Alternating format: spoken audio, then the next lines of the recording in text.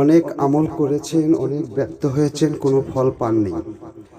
শেষবারের মতো বিশ্বাস অনুযায়ী আরেকটি বার আপনারা কাজ করতে পারেন।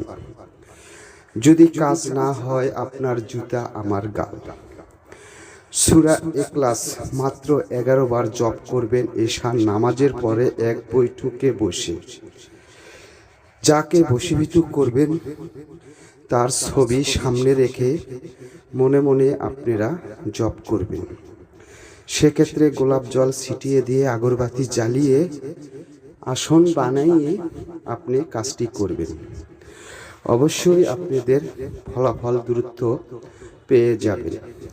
অনেক চ্যালেঞ্জ থেকে করেছেন, ফল পাননি, তাদের মতো ফালতু আমাকে মনে করলে জীবনেও আপনারা কাজে সফলতা লাভ করতে পারবেন না। আমি চ্যালেঞ্জ দিলাম। যদি এই ধরনের ভিডিওগুলো ভালো লাগে সাথে থাকবেন। তারপর এই মন্ত্রটি 3 বার জপ করতে হবে চক্ষু বন্ধ করে।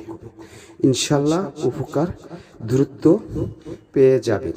যদি ভালো লাগে সাথে থাকবেন। আজ এই পর্যন্তই। খোদা হাফেজ।